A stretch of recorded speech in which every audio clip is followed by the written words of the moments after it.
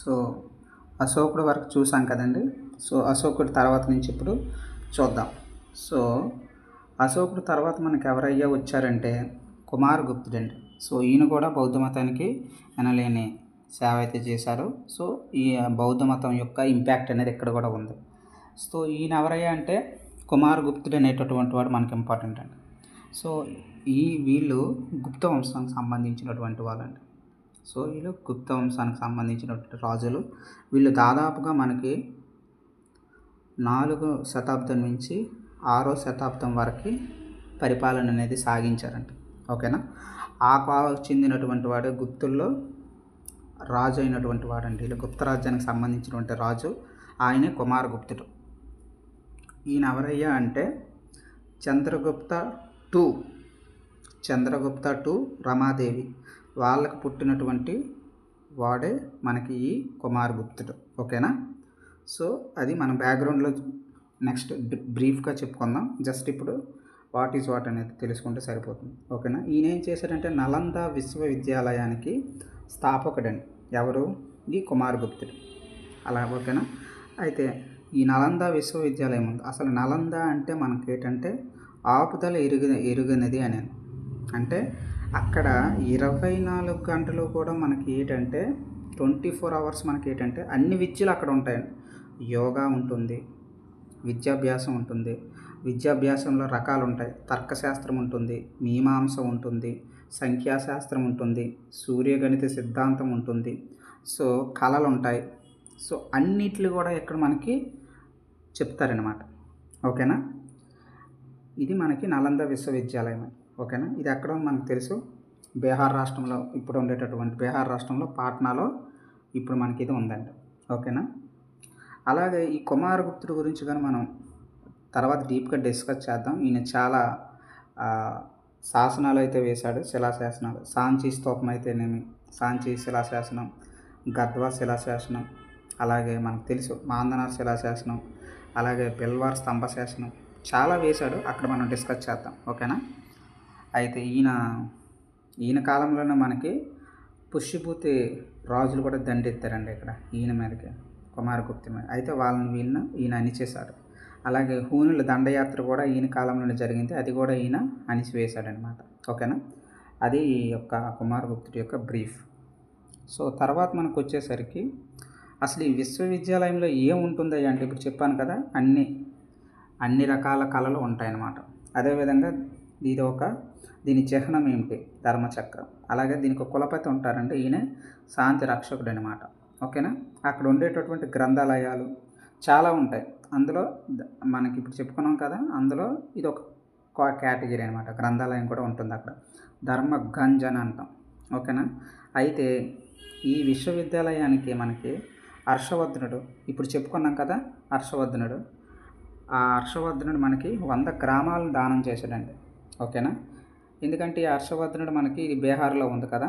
So ఇప్పుడు మనం map వేసుకుంటే, సో ఇది ఇలా వేసుకుంటే దక్షిణ భారతదేశం, ఇక్కడి నుంచి ఇలా ఉత్తర భారతదేశం ఇలా వేసుకుంటే ఇది వెస్ట్ బెంగాల్, ఇది మనకి ఇక్కడ బీహార్ ఉంటుంది. ఓకేనా.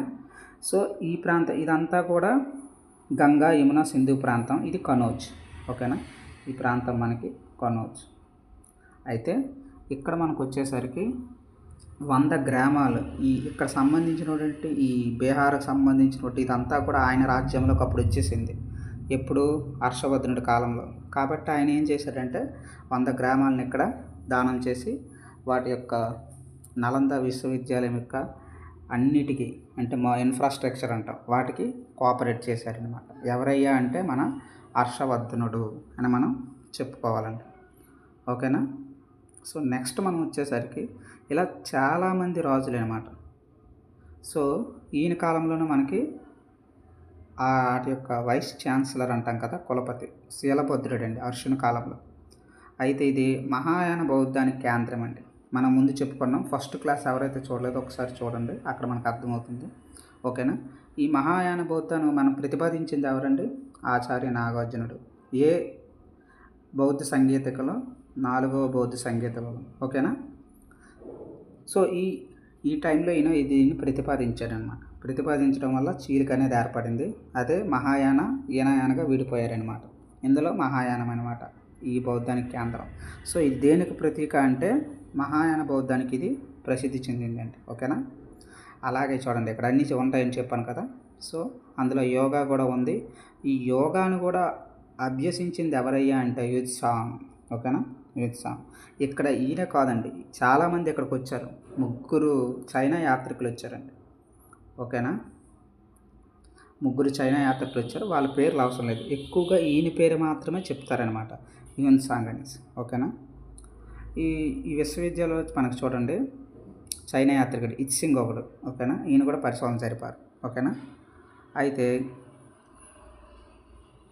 విద్యను బోధించడమే కాకుండా హాస్టల్స్ కూడా ఏర్పాటు అనేది ఇక్కడ ఉంది. అంటే చాలా పెద్దదనమాట అప్పట్లోనే.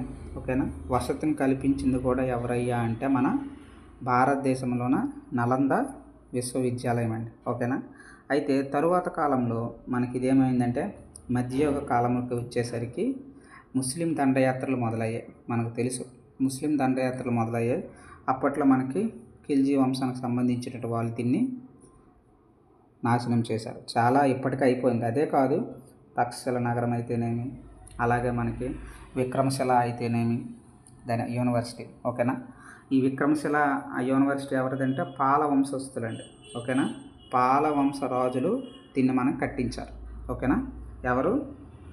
పాల వంశ రాజులు. పాల వంశ రాజులు దేన్ని? విక్రమశిల. ఇది ఒక యూనివర్సిటీ. ఓకేనా. ఇవన్నీ కూడా ఈ బౌద్ధ మత కాలంలో జరిగినవి.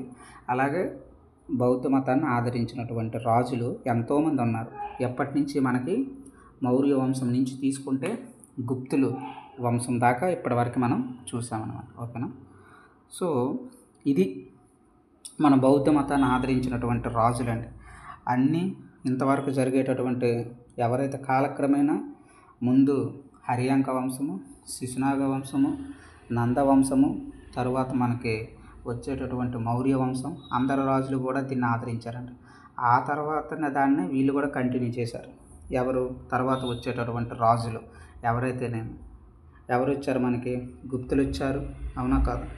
ఈ గుప్తులు ఎవరయ్యా అంటే మనకి ముందు ఎవరైతే ఉన్నారో వాళ్ళ నుంచి సామంత రాజులుగా ఉండేవారు స్వతంత్రం ప్రకటించుకున్నారనమాట మౌర్యుల నుంచి. వీళ్ళు గుప్తుల నుంచి తర్వాత ఎవరయ్యా వచ్చారంటే మనకి పుష్యభూతి రాజవంశం. అదే మనకి హర్షవర్ధనుడు. వీళ్ళు ఎవరయ్యా అంటే మనకి గుప్తుల నుండి స్వాతంత్రం పొందినటువంటి వారు. సామంతులుగా వాళ్ళ దగ్గర ఉన్నారు, వాళ్ళ నుంచి వీళ్ళు స్వాతంత్రం అనేది పొందారు. ఇలా అనమాట మనం 360 డిగ్రీస్లో ఏది వచ్చినా మనం అనాలిసిస్ చేసుకోవాలండి. ఓకేనా. సో ఇప్పుడు ఇంతవరకు మనం ఏం చూసామంటే భారతదేశంలో అసలు బౌద్ధ మతం ఎలా వ్యాప్తి చెందింది, ఏ రాజులు ఏటేటి కృషి చేశారో వాళ్ళ యొక్క కృషి ఏమిటి ఇంతవరకు చూసాం. ఇప్పుడు బౌద్ధ మతం యొక్క శిల్పకళ ఎలా ఉందో ఒకసారి చూద్దామండి. ఓకేనా. ఈ శిల్పకళ అర్థం అవ్వాలంటే ఏం లేదు, మన అమరావతి స్తూపం కానీ చూసినట్లయితే మ్యాక్సిమం 90% మనకు అర్థమైపోతుందండి. ఓకేనా. మ్యాక్సిమం 90% మనకు అర్థమైపోతుంది. అయితే ఇక్కడ మనం చూసుకుంటే ముందేంటంటే స్తూపాలను చాలా వింటాం. సో ఇక్కడ మనకి 3 పేర్లు బాగా వినిపిస్తాయండి. ఓకేనా. ఒకసారి జాగ్రత్తగా ఇక్కడ వినండి. మనకు 3 పేర్లు ఇక్కడ వినిపిస్తాయి. స్తూపాలు, బౌద్ధ శిల్పకళలో భాగంగా మనకు స్తూపాలు వినిపిస్తాయి. అలాగే చైత్యాలు, అలాగే విహారాలు. ఈ 3 పేర్లు మనకి వినిపిస్తాయండి. సో మనకి స్తూపాలు అన్నాం. ఈ స్తూపాలు అంటే అర్థం ఏంటంటే మనకి బుద్ధుని యొక్క అవశేషాల మీద నిర్మిస్తారండి. అలా నిర్మించిందే ఉదాహరణకి మన దక్షిణ భారతదేశంలో ఉన్న ఆంధ్రప్రదేశ్లో అమరావతి స్తూపం అండి. ఓకేనా. స్తూపాలంటే బుద్ధుని యొక్క అవశేషాల మీద మనకి నిర్మిస్తారండి. ఓకేనా. అది స్తూపాల యొక్క డెఫినేషన్. అదే మనం చూసుకుంటే చైత్యాలు. ఈ చైత్యాలు దేనికయ్యా అంటే మనకి ప్రార్థనా మందిరాలు అంటే ఎవరైతే బౌద్ధ భిక్షువులు ఉంటారో వాళ్ళు మెడిటేషన్ చేసుకోవడానికి. ఓకేనా. అదే మనకు విహారాలు కానీ తీసుకున్నారనుకో, ఇంకో పదం కూడా మనకి వినిపిస్తుంది అన్నాను కదా, విహారాలు. ఇదేంటంటే మనకి ఆ బౌద్ధ భిక్షుకులు నివాస స్థలాలు అనమాట. ఓకేనా, అది విహారాలు. ఇది అర్థమైతే నెక్స్ట్ మనం దాంట్లోకి వెళ్ళొచ్చండి. ఓకేనా, తర్వాత ఆహారాలను కూడా కనిపిస్తాయి. ఆరామాలు అని అంటాము, బౌద్ధ ఆరామాలు. ఓకేనా, ఇదేంటంటే అన్నీ కలిపి ఒక దగ్గర ఉంటాయి. వాటితో పాటు విద్య, ఓకేనా, చాలా అన్నీ కలిపి ఒక దగ్గర ఉంటే అది ఆరామం అంటాం. ఓకేనా, సో నెక్స్ట్ ఇప్పుడు ఇందులోకి వెళ్దామని. అయితే ఇక్కడ మనం చూసుకుంటే చూడండి, గౌతమ బుద్ధుని యొక్క అస్థికలపై నిర్మించిన నిర్మాణాలనే స్తూపాలు అని అంటాం. అయితే ఎక్కువ స్తూపాలు ఎవరు నిర్మించారయ్యా అంటే అశోకుడు. మనం చెప్పుకున్నాం, ఎనలేని సేవ చేశాడయ్యా ఎవరంటే మనకి అశోకుడు. అలాగే ప్రపంచంలోనే అతిపెద్దది ఎక్కడే మనకి బౌద్ధ స్తూపం మనకి ఎక్కడ ఉందంటే, మనం బాగా అబ్జర్వ్ చేస్తే బోర్ బహదూర్లో ఉందండి. అంటే ఇది మనకి ఇప్పుడు ఇండోనేషియాలో మనకి ఇది ఉంది. ఓకేనా, అయితే ఆ కాలంలో శైలేంద్ర రాజు అనేటటువంటి వాడు దీన్ని మనకి మహారాజు నిర్మించారండి. ఓకేనా, సో మనం ఇక్కడ చూసుకుంటే భారతదేశంలో అతి పురాతన స్తూపం ఏదయ్యా అంటే పితృవాహ స్తూపం అండి. ఓకేనా, ఇది ఉత్తరప్రదేశ్, అది ఓకే. మరి మన దక్షిణ భారతదేశంలో లేదా మన ఆంధ్రప్రదేశ్లోకి వచ్చేసరికి అతి పురాతనమైన స్తూపం ఏదయ్యా అంటే భట్టిప్రోలు అండి. ఓకేనా, భట్టిప్రోలు. అలా కాదు, అతి పెద్దదైన స్తూపం ఏదయ్యా అంటే అమరావతి. ఓకేనా, అమరావతి. డిఫరెన్స్ గుర్తుంచుకోండి ఈ రెండింటికి.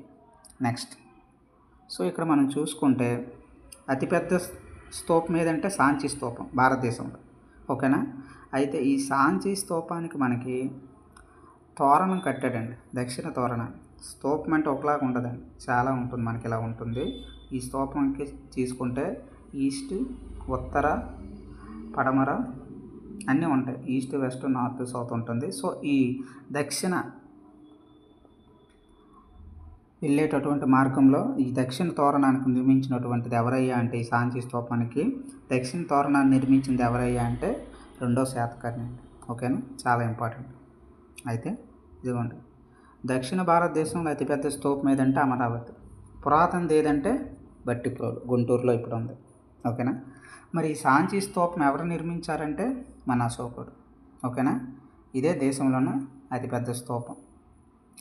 అయితే ఇక్కడ మనం చూసుకుంటే బార్హుత్ స్తూపం అండి. ఓకేనా, అయితే కొన్ని బౌద్ధ మత జాతక కథలను ఆచరించి, ఓకేనా, కొన్ని గ్రంథాలను బట్టి అజాతశత్రువే మనకి ఒక చిత్రం ఉంటుందని బౌద్ధ మతం స్వీకరించినట్టు కొన్ని చిత్రాలు అక్కడ ఉంటాయి గుహల్లో. ఓకేనా, గుహల్లో బీహార్కి సంబంధించిన ప్రాంతంలో మనకి ఇక్కడ ఉంటుంది. ఆ ప్రాంతంలో దాన్ని బట్టి మనకు తెలుస్తుంది అజాతశత్రువు కూడా బౌద్ధ మతం స్వీకరించాడని మనకు తెలుస్తుంది. అలాగే పుష్యమిత్ర శుంగులు కూడా చేశారండి. పుష్యమిత్ర వంశం ఎవరు, మన యొక్క ఇప్పుడే చెప్పుకున్నాం హర్షవర్ధనుడు. ఓకేనా, వాళ్ళు కూడా సాంచి బార్హుత్ స్తూపాలు తోరణ ద్వారాలుగా నిర్మించారనమాట. ఎవరు, ఈ పుష్యమిత్ర వంశం. ఓకేనా, సో నెక్స్ట్ మనకు వచ్చేసరికి మన అమరావతి స్తూపం చూద్దామండి. ఓకేనా, ఎనీవే ఇది ఇండియన్ హిస్టరీ కాబట్టి దీని అంతగా మనకి పట్టించుకోవాల్సిన లేదు, మనకు అడిగితే చెప్పలేం, అందు గురించి ఇది చూద్దాం. ఓకేనా, ఇది గుంటూరు జిల్లా, గుంటూరులోని మనకి కృష్ణానది తీరంలో ఉంది. ఎవరు నిర్మించారంటే శాతవాహనులు, ఇది మనకు తెలుసు. ఓకేనా, ఎవరు నిర్మించారా అంటే 2వ పులోమావి. ఓకేనా, 2వ పులోమావి, ఈయన శాతవాహన రాజులు అనమాట, చాలా గొప్పవాడు కూడా. దీనికే చాలా పేర్లు ఉన్నాయి. ధాన్య కటకమన్నా, వజ్రాల దిన్నన్న, ధరణకోట అన్న, ఏదన్నా మనకి ఎవరు, అమరావతి స్తూపం.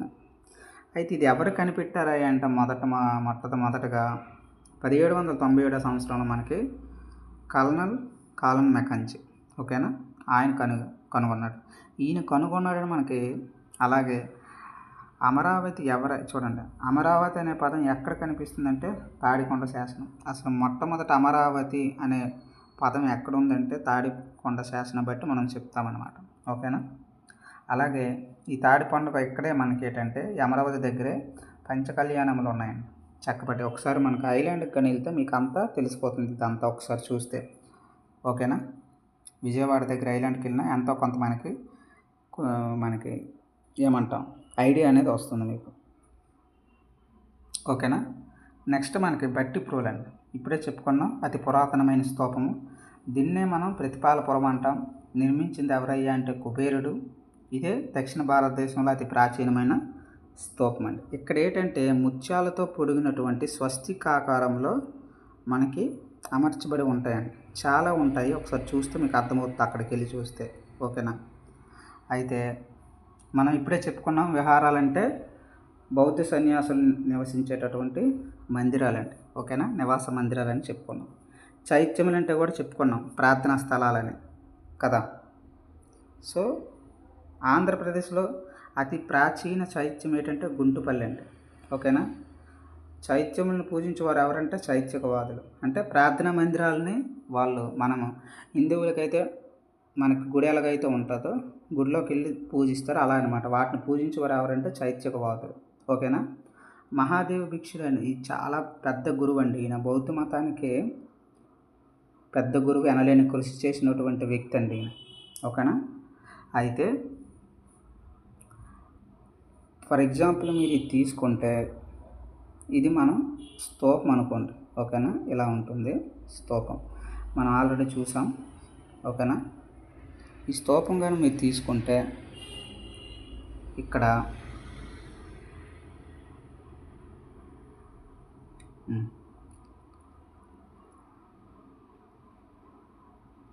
ఇలా కాకుండా ఈ స్తూపాన్ని మనం వేదిక రూపంలో కానీ ఓకేనా వేదిక రూపంలో కానీ విస్తరించామనుకో, ఇవన్నిటిని కలిపి అన్ని చైత్యాల్లో కలిపి ఇదొక చైత్యం, ఇదొక చైత్యం, ఇదొక చైత్యం, ఇవన్నీ కలిపి మహా చైత్యాలుగా మనకి ఏర్పడతాయండి. ఓకేనా. ఫర్ ఎగ్జాంపుల్ మనం అందుకే అన్నాను అమరావతి దగ్గరికి వెళ్తే మనకి అర్థమైపోతుందండి. అమరావతి స్తూపం చూస్తే మీకు టోటల్గా అర్థమైపోతుంది. ఓకేనా. ఈ చైత్యకవాదం యొక్క ఈలో ప్రధాన లక్ష్యం ఏంటంటే చైత్యారాధన. అంటే 24 గంటలు ఏంటంటే జపంలో ఉంటారనమాట. ఓకేనా. ఆరామము ఇప్పుడే చెప్పాను. ఆరామం అంటే ఏంటంటే మనకి ఇవన్నీ కలిసి ఒక దగ్గర ఉంటాయి అన్నమాట. ఓకేనా. స్తూపాలు అయితేనేమి, విహారాలు, చైత్యాలు, విద్యాలయాలు అన్నీ కలిగి ఉండే ప్రాంతం. ఉదాహరణకు మన కడపలో ఉంది నందులూరు ఆరామం. ఓకేనా. నెక్స్ట్ ఇంకొక మతం వచ్చిందండి. నెక్స్ట్ మతం చిన్న మతం, బౌద్ధ మతం అయితే అయిపోయింది. ఇప్పుడు జస్ట్ ఒక 2-3 మతాలు ఉన్నాయి. అజీవిక మతం, భాగవత మతం, శారీరక మతం అనేసి. ఓకేనా. ఆ కాలంలో ఉండేటటువంటి అప్పటికే 63 మతాలు వచ్చాయండి. అవన్నీ ఇన్ని మతాల్లోన 3 మతాలే మిగిలాయి. ఓకేనా. అందులో బౌద్ధ జైన మతాలు ఎక్కువగా ప్రాముఖ్యతను సంతరించుకున్నాయండి ఆ కాలంకి. సో ఈ అజీవిక మతం ఏంటంటే దాదాపుగా ఇది కూడా ఎలా ఉంటుందంటే జైన మతానికి సంబంధించినలాగా ఉంటుంది. ఎందుకంటే జైన మత స్థాపకుడు అయినటువంటి మనం అక్కడ చెప్పుకున్నాం జైన మత స్థాపకుడు వేరు, జైన మత చారిత్రక స్థాపకుడు వేరు, నిజమైన జైన మత స్థాపకుడు వేరు. 3 స్థాపకులు అక్కడ ఉన్నారు. ఒకసారి ఆ ప్రీవియస్ వీడియో బౌద్ధం అనే బౌద్ధ మతం 1 అని పెట్టాను, అది ఒకసారి చూడండి. ఓకేనా. ఆటోమేటిక్గా మనకు అర్థమైపోతుంది. అయితే ఈ జైన మతానికి సంబంధించినటువంటి వర్తమాన మహావీరుడికి అలాగే ఈ మతం స్థాపించినటువంటి వాడికి ఎవరంటే మక్కలి గోశాలుడు. వీళ్ళిద్దరూ కూడా ఓకేనా స్టార్టింగ్లో వీళ్ళిద్దరూ కూడా మిత్రులేనండి. ఓకేనా. ఆ కాలంలో తర్వాత ఏంటంటే వీళ్ళకి పడలేదు, ఈయనకి. ఓకేనా. వర్ధమాన మహావీరుడు ఏమంటాడంటే మనకి ఇక్కడ చాలా ఇంపార్టెంట్ అండి. ఒకసారి వర్ధమాన మహావీరుడు ఏమంటాడంటే త్యాగము, సత్యము, అహింస వీటిని నమ్ముకొని పోరాడతాడండి. ఓకేనా. వీని ఏమంటాడంటే ఎవరు ఈ అజీవిక మత స్థాపకుడు మక్కలి గోశాలుడు.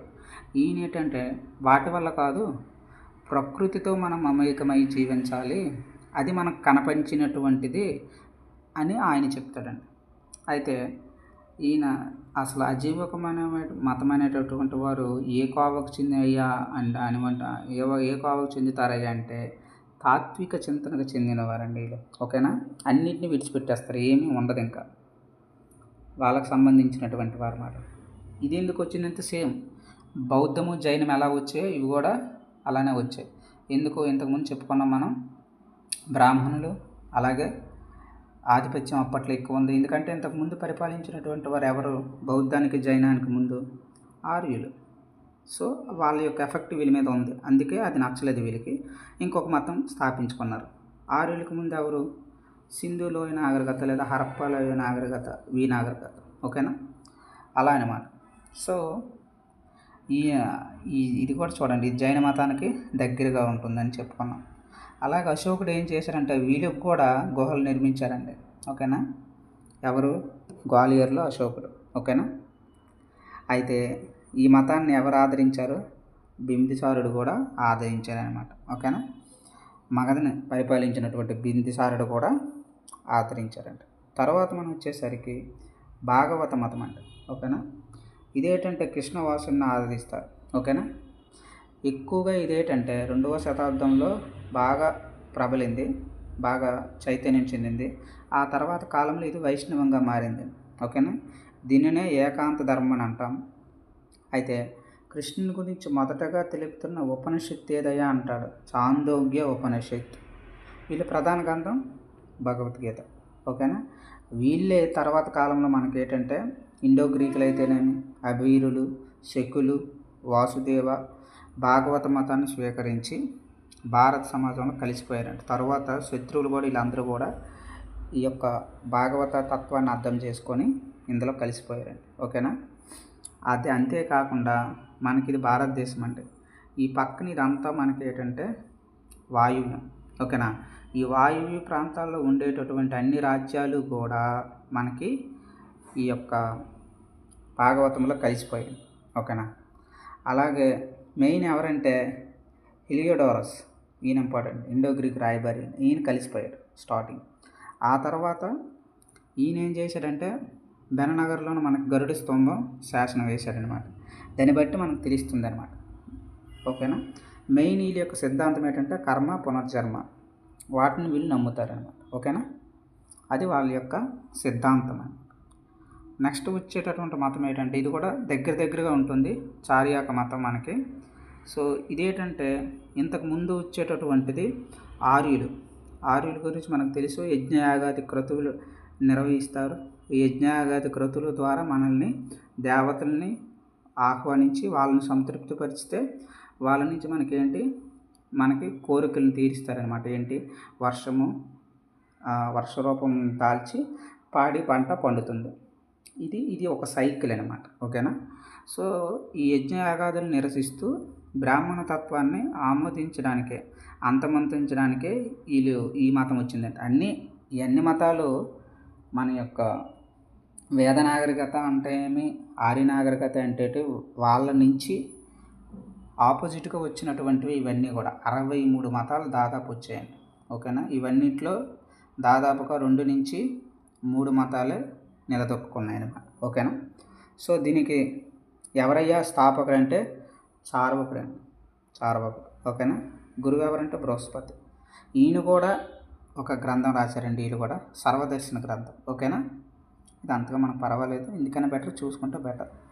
అయితే సంపూర్ణ భౌతికవాదాన్ని అంటే చూసిందే నమ్ముతారనమాట. ఓకేనా, ప్రకృతి మమేకం, అజిత్ కేసు కంబలిన్. ఓకేనా, వాళ్ళు ప్రతిపాదించేటటువంటి మతం అండి. ఓకేనా, నమ్మకం కూడా అంటాం. అయితే ఇంతవరకు మనం ఏం చూసామంటే బౌద్ధ మతం యొక్క మనకి విశ్వవ్యాప్తి ఎలా జరిగింది, భారతదేశం యొక్క ఇంపాక్ట్ ఎలా ఉంది, ఏ రాజులు ఈ బౌద్ధ మతానికి సేవ చేశారు, వాళ్ళ యొక్క కట్టడాలు ఏంటి, అలాగే బౌద్ధ మతాన్ని స్థాపించినటువంటి వ్యక్తి బుద్ధుడి గురించి, అలాగే వాళ్ళలో ఉండేటటువంటి నియమాలేంటి, వీటన్నిటిని గురించి తెలుసుకున్నాం. ఓకేనా, ముందుగా ఛానల్ అయితే సబ్స్క్రైబ్ చేసుకోండి. ఓకేనా, మంచి కంటెంట్ ఇవ్వడానికి ట్రై చేస్తాను. ఏవైనా డౌట్స్ ఉంటే కామెంట్ పెట్టండి. ఆ యొక్క కాన్సెప్ట్, ఏ కాన్సెప్ట్ అయినా పర్వాలేదు, అది పాలిటీ అవ్వచ్చు, హిస్టరీ అవ్వచ్చు, ఎకానమీ అవ్వచ్చు, ఎన్విరాన్మెంటల్ సైన్స్ అవ్వచ్చు, ఏదైనా అవ్వచ్చు, సైన్స్ అండ్ టెక్నాలజీ అవ్వచ్చు, ఏదైనా మనం డిస్కస్ చేద్దాం. సరేనా? థ్యాంక్ యూ అండి. Thank you.